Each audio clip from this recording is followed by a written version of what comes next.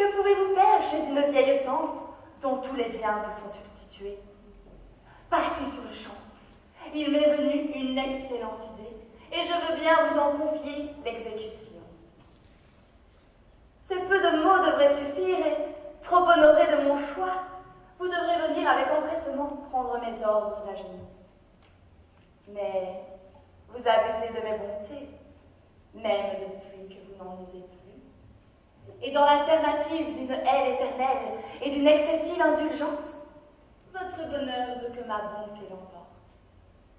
Je veux donc bien vous instruire de mes projets. Mais jurez-moi qu'en fidèle chevalier, vous ne courrez aucune aventure que vous n'ayez mise celle-ci à fin. Elle est digne d'un héros. Vous servirez l'amour et la vengeance. Ce sera enfin une rouerille de plus à mettre dans vos mémoires. Oui, dans vos mémoires, car je veux qu'ils soient imprimés un jour, et je me charge de les écrire. Mais laissons cela, et revenons à ce qui m'occupe. Madame de Volanges marie sa fille. C'est encore un secret, mais elle m'en a fait part hier. Et qui, croyez-vous, qu'elle ait pris pour gendre? Le comte de Gercourt. J'en suis dans une fureur. Eh bien, vous ne devinez pas encore? L'esprit lourd. Lui avez-vous donc pardonné l'aventure de l'intendante? Et moi, n'ai-je pas plus à me plaindre, monstre que vous êtes? Mais je m'appelle, et l'espoir de me venger rassérait mon âme.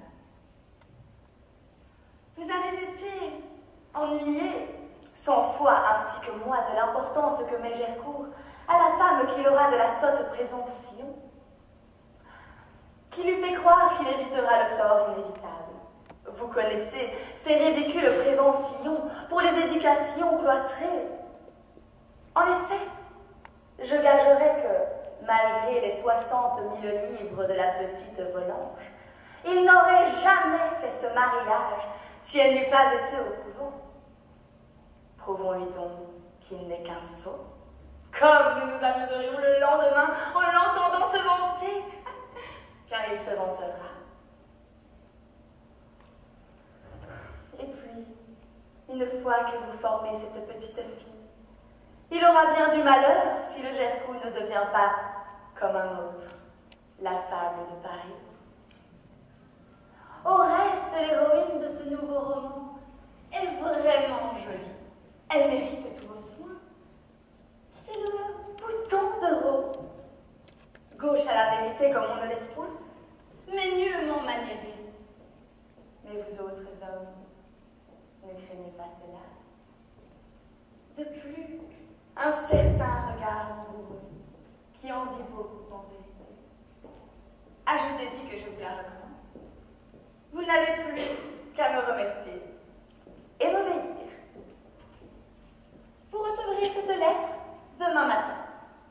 J'exige que demain, à 7 heures du soir, vous soyez chez moi. Je ne recevrai personne qu'à vous. Pas même le régnant chevalier. Il n'a pas assez de tête pour une si grande affaire.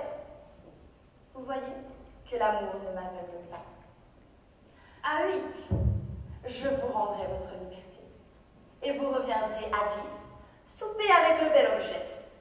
Car la mère et sa fille souperont chez moi. Adieu. Il est midi passé. Bientôt, je ne m'occuperai plus de vous.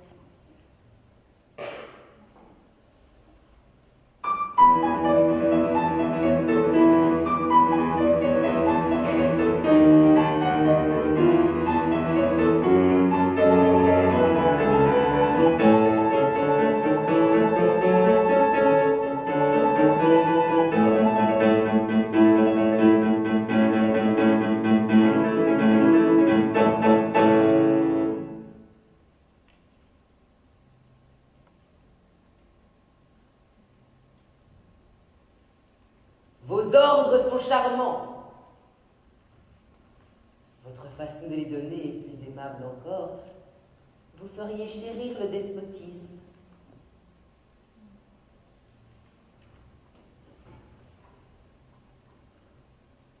Ce n'est pas la première fois, comme vous savez, que je regrette de ne plus être votre esclave. Et tout monstre que vous dites que je suis, je ne me rappelle jamais sans plaisir le temps où vous m'honoriez de noms plus doux. Souvent même, je désire de les mériter de nouveau et de finir par donner avec vous un exemple de constance au monde. Mais de plus grands intérêts nous appellent. Conquérir est notre destin. Il faut le suivre. Peut-être au bout de la carrière nous rencontrerons-nous encore, car soit dit sans vous fâcher, ma très belle marquise, vous me suivez au moins d'un pas égal, et depuis que nous séparons pour le bonheur du monde, nous prêchons la foi chacun de notre côté, il me semble que dans cette mission d'amour, vous avez fait plus de prosélytes que moi. Je connais votre zèle, votre ardente ferveur. Et si ce Dieu-là nous jugeait sur nos œuvres, vous seriez un jour la patronne de quelque grande ville, tandis que votre ami serait au plus un saint de village. Ce langage vous étonne, n'est-il pas vrai? Mais depuis 8 jours, je n'en entends, je n'en parle pas d'autre. Et c'est pour m'y perfectionner que je me vois forcée de vous désobéir. Ne vous fâchez pas. Et écoutez-moi. Dépositaire de tous les secrets de mon cœur, je vais vous confier le plus grand projet que j'ai jamais formé. Que me proposez-vous? De séduire une jeune fille qui n'a rien vu, ne connaît rien, qui pour ainsi dire me serait livrée sans défense, qu'un premier hommage ne manquera pas d'enivrer, et que la curiosité mènera plus vite que l'amour. 20 autres peuvent y réussir comme moi. Il n'en est pas ainsi dans l'entreprise qui m'occupe. Son succès m'assure autant de gloire que de plaisir. L'amour qui prépare ma couronne hésite lui-même entre le myrte et le laurier. Ou plutôt, il les réunira pour honorer mon triomphe. Vous-même, ma belle amie, vous serez saisie d'un saint respect et me direz avec enthousiasme: voilà l'homme selon mon cœur. Vous connaissez la présidente de Tourvel, sa dévotion, son amour conjugal, ses principes austères. Voilà ce que j'attaque. Voilà l'ennemi digne de moi. Voilà le but où je prétends atteindre.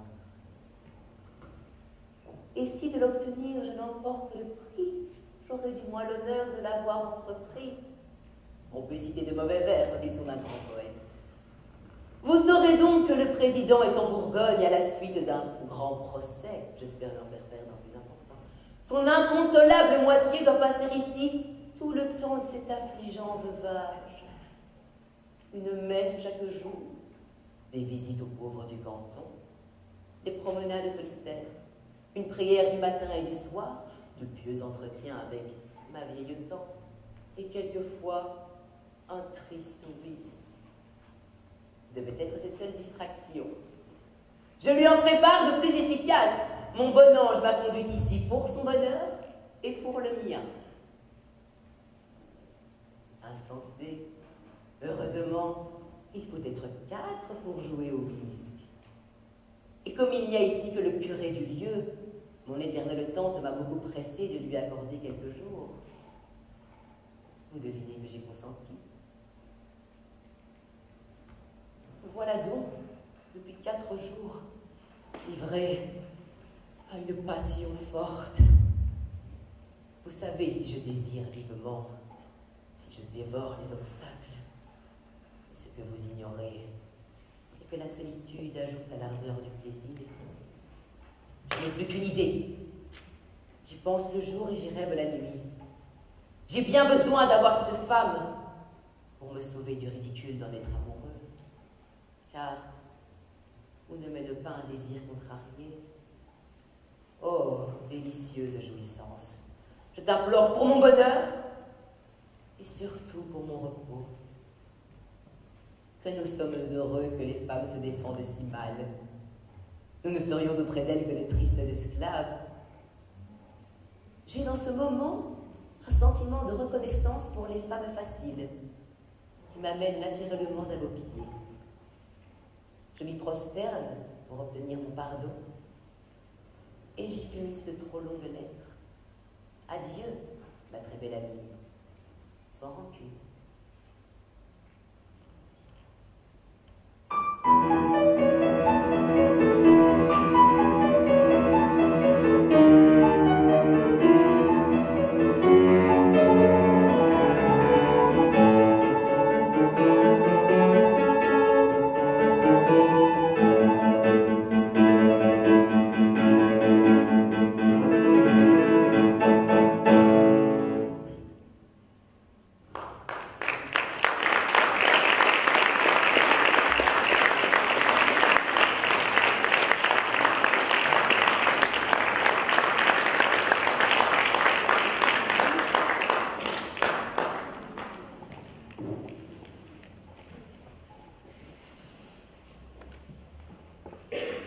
Savez-vous, vicomte, que votre lettre est d'une insolence rare et qu'il n'en tiendrait qu'à moi de m'en fâcher? Mais elle m'a clairement prouvé que vous aviez perdu la tête. Et cela seul vous a sauvé de mon indignation. Amie généreuse et sensible, j'oublie mon injure pour ne m'occuper que de votre danger. Vous, avoir la présidente de Tourvel, mais quel ridicule caprice! Je reconnais bien là votre mauvaise tête qui ne sait désirer que ce qu'elle croit ne pas pouvoir obtenir. Qu'est-ce donc que cette femme? Des traits réguliers, si vous voulez, mais nulle expression. Passablement faite, mais sans grâce, toujours mise à faire rire. Avec ses paquets de fichus sur la gorge et son corps qui remonte au menton. Je vous le dis en ami, il ne vous faudrait pas deux femmes comme celle-là pour vous faire perdre toute votre considération. Rappelez-vous donc ce jour où elle quêtait à Saint-Roch et où vous me remerciâtes tant de vous avoir procuré ce spectacle. Je crois la voir encore donnant la main à ce grand échalas en cheveux longs, prête à tomber à chaque pas et rougissant à chaque révérence. Qui vous eût dit alors? Vous désirerez cette femme? Allons, vicomte, rougissez vous-même et revenez à vous. Je vous promets le secret. Et puis, voyez les désagréments qui vous attendent. Quel rival avez-vous à combattre?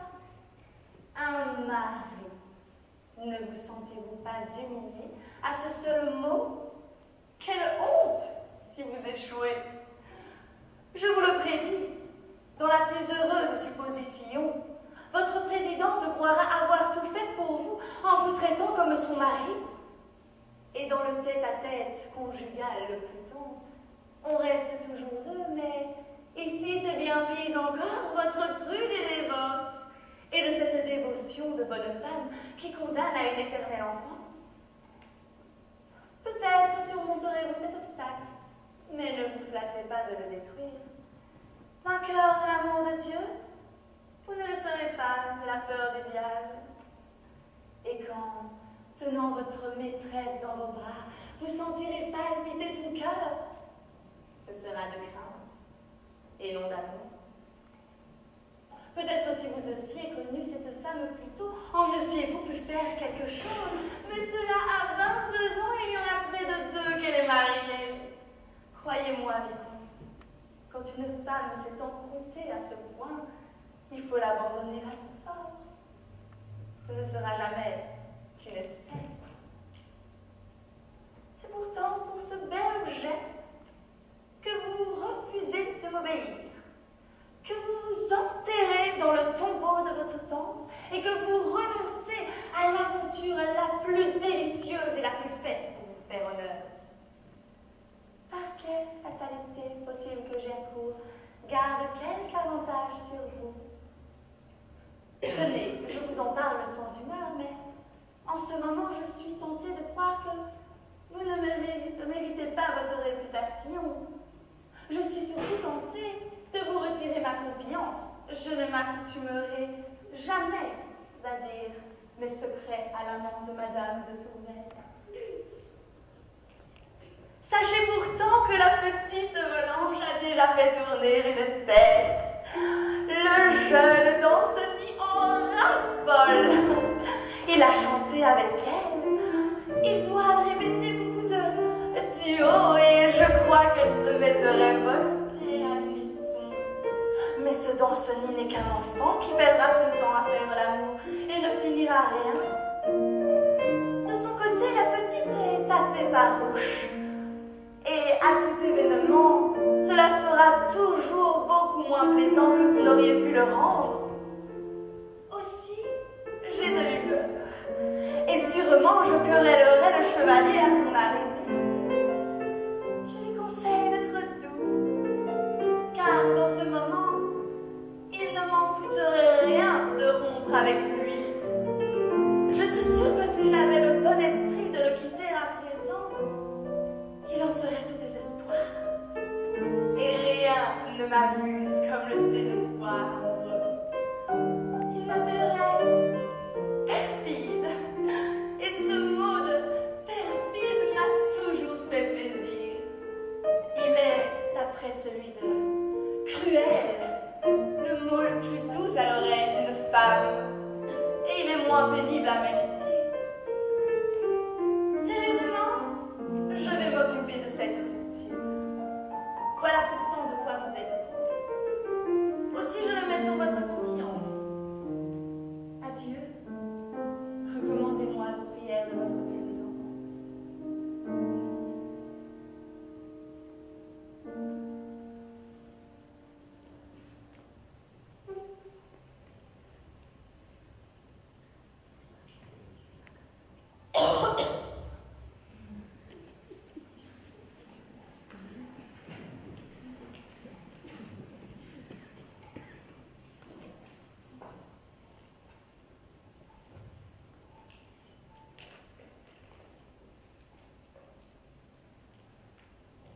Il n'est donc point de femme qui n'abuse de l'empire qu'elle a su prendre.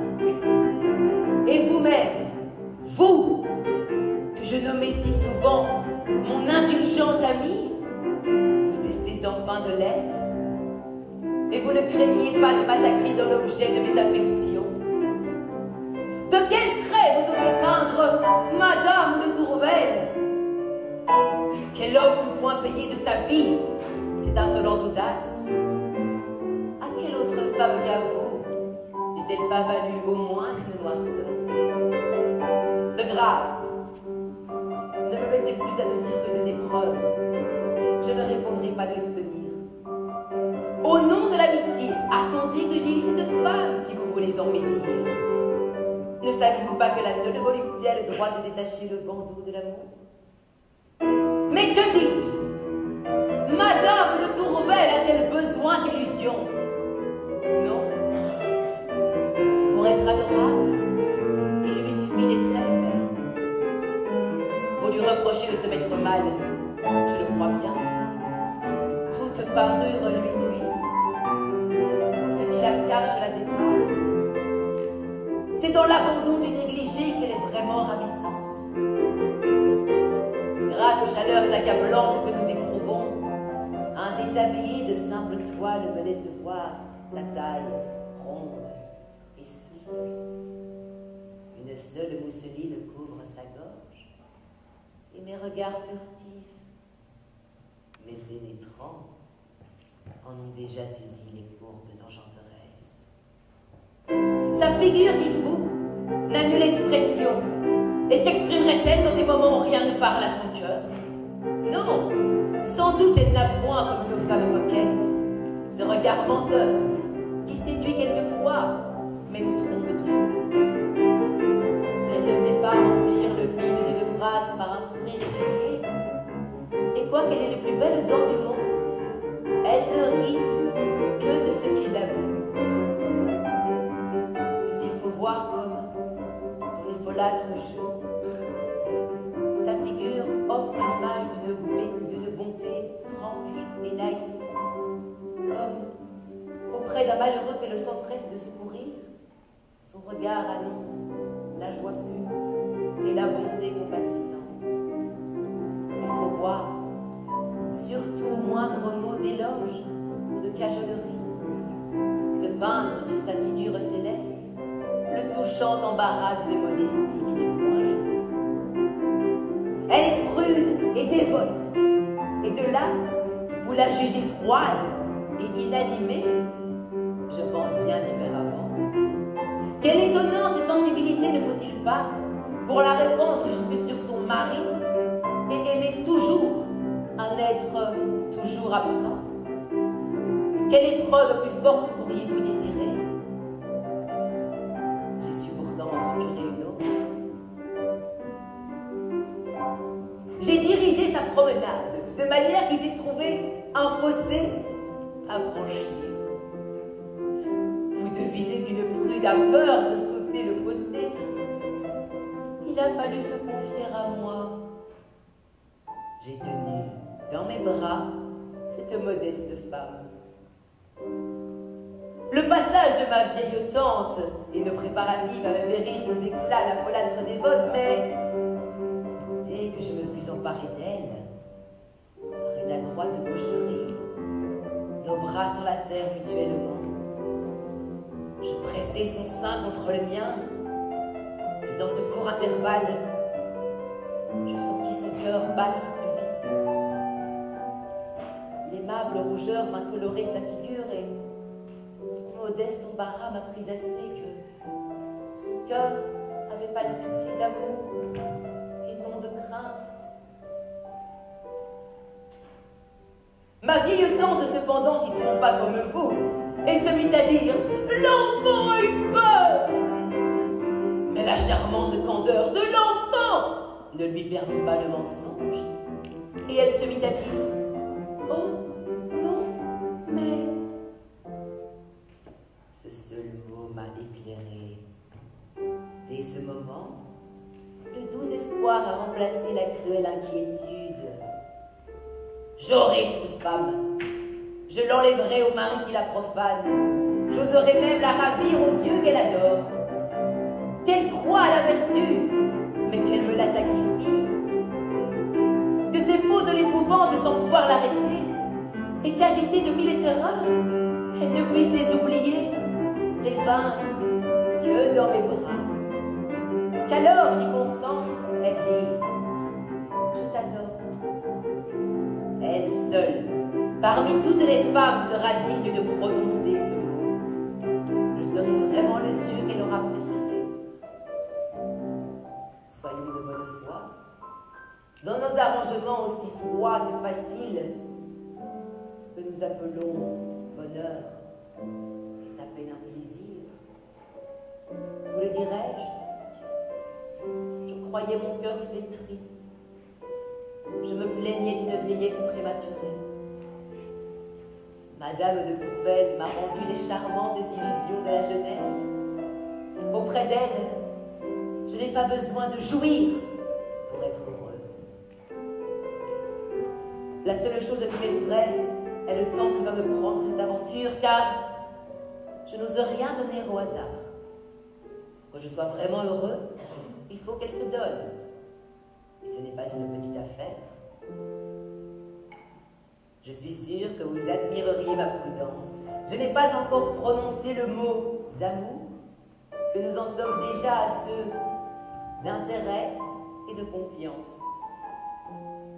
Pour la tromper le moins possible, et surtout pour éviter l'effet des propos qui pourraient lui revenir, je lui ai raconté moi-même, et comme en m'accusant, quelques-uns de mes traits les plus connus.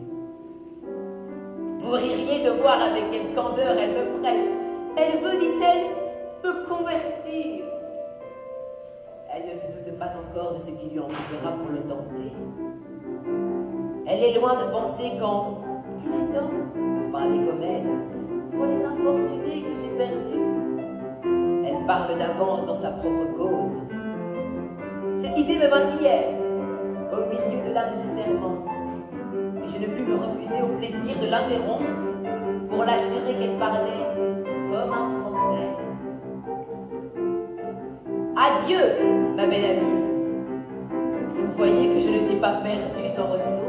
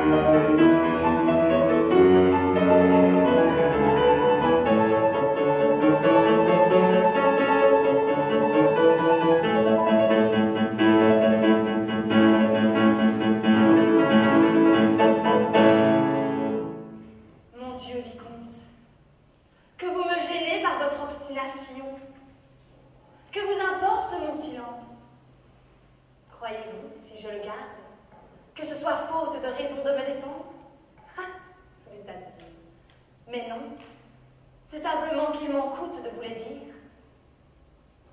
Parlez-moi vrai. Vous faites-vous illusion ou cherchez-vous à me tromper? Tout ce que je peux faire, c'est vous raconter une histoire. Peut-être n'aurez-vous pas le temps de la lire ou celui d'y faire assez attention pour la bien entendre. Libre à vous. Ce ne sera au pis-aller qu'une histoire perdue. Un homme de ma connaissance s'était empêtré comme vous d'une femme qui lui faisait peu d'honneur. Il avait bien, par intervalle, le bon esprit de sentir que tôt ou tard cette aventure lui ferait tort. Mais quoi qu'il en rougît, il n'avait pas le courage de rompre. Son embarras était d'autant plus grand qu'il s'était vanté à ses amis d'être entièrement libre et qu'il n'ignorait pas que le ridicule qu'on a augmente toujours en proportion qu'on s'en défend. Il passait ainsi sa vie, ne cessant de faire des sottises et ne cessant de dire après « Ce n'est pas ma faute ». Cet homme avait une amie qui fut tentée de le livrer au public dans cet état d'ivresse et de rendre ainsi son ridicule ineffaçable. Mais pourtant, plus généreuse que maligne, elle voulut tenter un dernier moyen pour être à tout événement comme lui, dans le cas de dire « Ce n'est pas ma faute ». Elle lui fit donc parvenir, sans aucun autre avis, la lettre qui suit, comme un remède dont l'usage sera utile à son mal.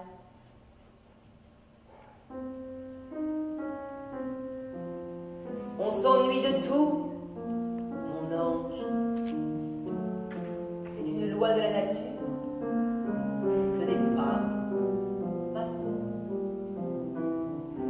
Si donc je m'ennuie aujourd'hui d'une aventure qui m'a occupé entièrement depuis 4 mortels mois, ce n'est pas ma faute.